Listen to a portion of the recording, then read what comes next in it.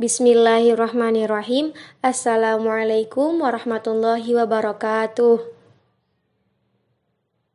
Bagaimana kabarnya Mas, Mbak dari kelas 10 IPA 1 kan ya? Semoga semuanya dalam keadaan sehat dan dalam keadaan semangat ya. Sebelum kita memasuki pembelajaran pada hari ini, izinkan saya memperkenalkan diri saya terlebih dahulu. Nama saya Azizah Rahmaningrum, biasa dipanggil Azizah. Saya dari Program Studi Pendidikan Agama Islam atau PAI. Saat ini saya masih menempuh semester 7. Kemudian saya dari Fakultas Ilmu Tarbiyah UIN Raden Mas Said Surakarta, atau yang dulunya itu dikenal dengan nama IAIN Surakarta.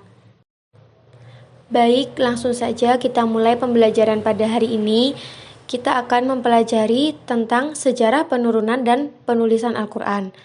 Yang pertama, kita akan membahas tentang sejarah penurunan Al-Quran. Nah, pada penurunan Al-Quran ini terdapat 3 pendapat para ulama yang berbeda. Pendapat yang pertama yaitu bahwa Al-Quran itu diturunkan secara utuh atau secara lengkap dari bagian awal sampai akhir, diturunkan pada malam Lailatul Qadar ke langit dunia. Baru kemudian diturunkan secara berangsur-angsur selama 20 tahun atau 23 tahun atau 25 tahun. Mengapa terjadi perbedaan waktu yaitu antara 20, 23, dan 25? Karena adanya perbedaan yang terjadi tentang berapa lama Rasulullah itu bermukim di Mekah setelah beliau itu diangkat menjadi Rasulullah SAW. Pendapat yang kedua yaitu bahwa Al-Quran itu diturunkan ke langit dunia sebanyak 20 kali Lailatul Qadar, atau sama dengan 20 tahun, atau 23 kali Lailatul Qadar dalam waktu 23 tahun, dan atau 25 kali Lailatul Qadar dalam 25 tahun. Seperti kita tahu bahwa setiap tahun itu kan ada malam Ramadan, dan dalam satu bulan Ramadan itu ada satu malam, yaitu satu malam Lailatul Qadar. Maka dari itu jika 20 kali Lailatul Qadar maka 20 tahun.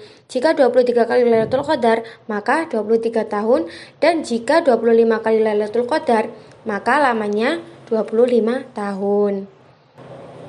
Kemudian pendapat yang terakhir bahwa Al-Quran itu diturunkan pada awalnya atau pada mulanya itu saat malam Lailatul Qadar, baru kemudian diturunkan secara berangsur-angsur dalam berbagai waktu atau dalam beberapa waktu.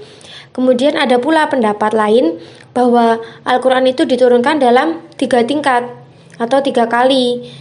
Yang pertama diturunkan ke Lauhul Mahfuz, yang kedua diturunkan ke Baitul Izzah atau langit dunia, dan yang ketiga yaitu diturunkan secara berangsur-angsur ke dunia.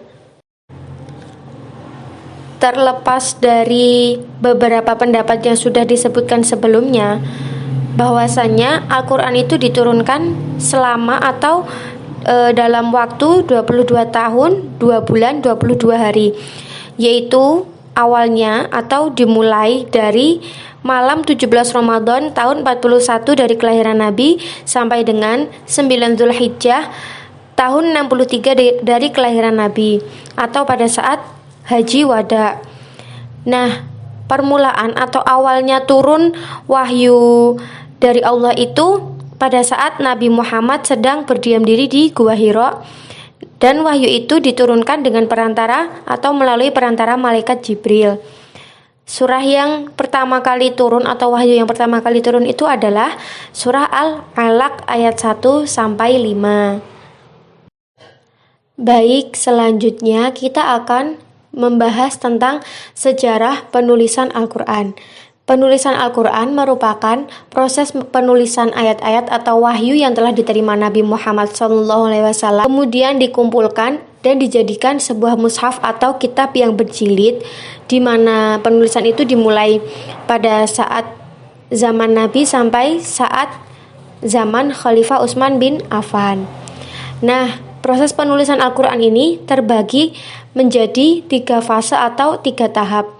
Yang pertama yaitu saat zaman Nabi, yang kedua saat zaman Khalifah Abu Bakar, dan yang ketiga saat atau pada zaman Khalifah Utsman bin Affan.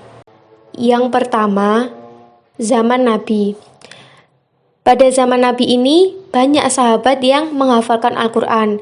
Jadi setiap Rasulullah setelah menerima wahyu atau ayat-ayat Al-Quran, para sahabat yang sudah mendengarkan, kemudian mereka itu menghafalkan dan menuliskannya di beberapa media atau sarana yang tersedia pada masa itu, seperti di atas pelepah kurma, di atas potongan kulit hewan, dan di atas permukaan batu. Jadi pada masa atau pada zaman Nabi ini masih banyak sekali sahabat yang hidup dan yaitu sahabat penghafal Al-Quran. Yang kedua, pada zaman Khalifah Abu Bakar. Nah, pada zaman ini terjadi banyak sekali peperangan sehingga menyebabkan para penghafal Al-Quran atau para sahabat penghafal Al-Quran itu gugur atau wafat. Dengan wafatnya atau gugurnya para sahabat penghafal Al-Quran ini, maka muncul kekhawatiran pada Abu Bakar bagaimana jika Al-Quran nanti hilang.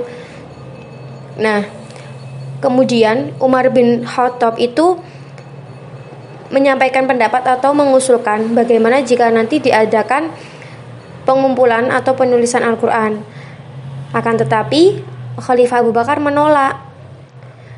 Kemudian beberapa waktu setelahnya Abu Bakar pintu hatinya pun terbuka dan akhirnya menyetujui jika penulisan Al-Quran dan pengumpulan Al-Quran itu diadakan. Kemudian Khalifah Abu Bakar memerintahkan Zaid bin Tsabit untuk melakukan penulisan dan pengumpulan Al-Quran menjadi sebuah mushaf. Dan yang ketiga yaitu pada zaman Khalifah Utsman bin Affan.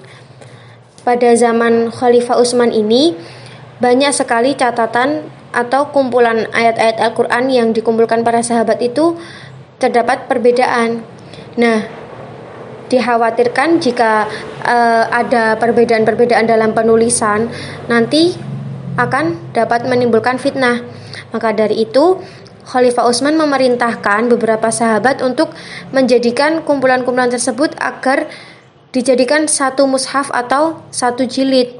Tujuannya agar tidak terjadi perbedaan dan dapat menimbulkan perpecahan di antara kaum muslimin. Lalu Khalifah Utsman itu memerintahkan beberapa sahabat, di antaranya yaitu Zaid bin Tsabit, Abdullah ibnu Zubair, Sa'id bin Al-As, dan Abdurrahman ibnul Hadis bin Hisham radhiyallahu an.